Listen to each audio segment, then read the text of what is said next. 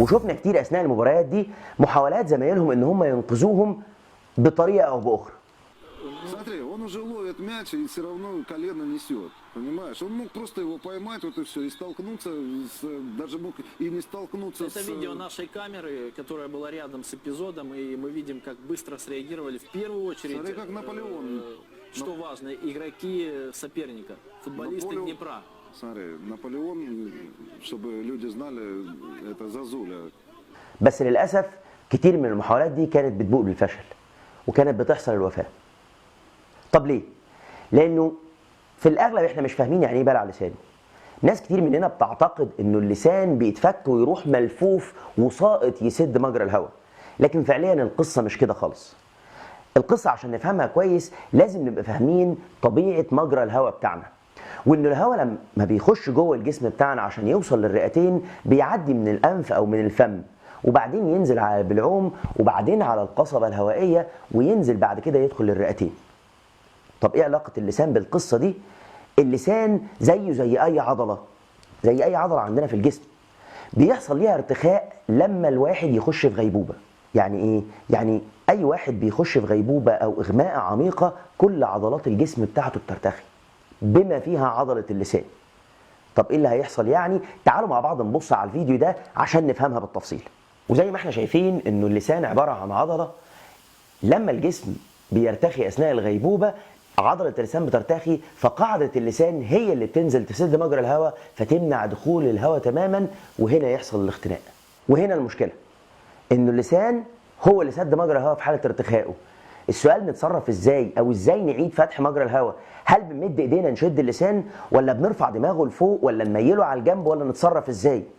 خلي بالك فكره انك تميله على الجنب ولا ترفع دماغه او تبدا تهز دماغه فكره خطيره، لانه في الاصل هو فقد وعيه لانه اتخبط خبطه جامده في دماغه.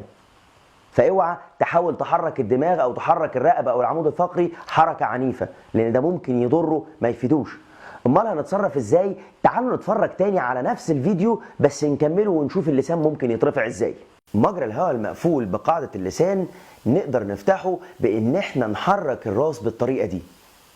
ساعتها قاعده اللسان هتتشد لفوق، مجرى الهواء هيتفتح والهواء يخش ببساطه وما يحصلش الاختناق. طيب نرفع الراس بشكل مظبوط ازاي؟ الطريقه بسيطه جدا، وحركه يا ريت نتعلمها ونعلمها لكل الناس اللي حوالينا. الحركه بمنتهى البساطه، ايد على الجبهه وايد على الدقن. هزق الجبهه وارفع الدقن.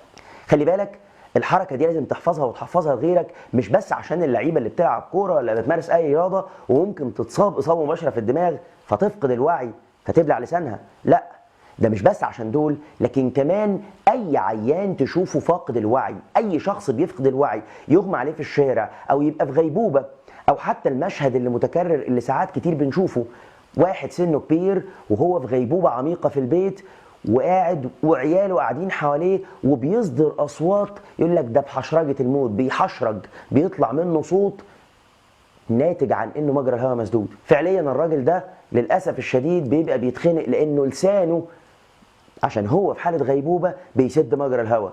كل المطلوب منك حضرتك ساعتها انك تفتح ليه مجرى الهواء بنفس الطريقه بالظبط.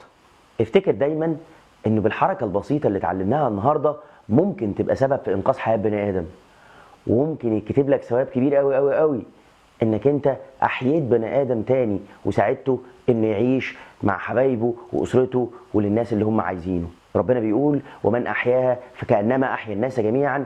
خليك منهم، خليك من الناس اللي ممكن تساعد في انها تحيي بني ادم.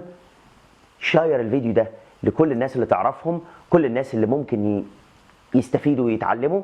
وما تنساش كمان اعمل لايك لصفحتنا على الفيسبوك وسبسكرايب على القناه بتاعتنا، وتابعوا حلقاتنا باستمرار. في العضل هدفه انه يفيدك ما يضايقكش ولا يوجعك. ودمتم بخير.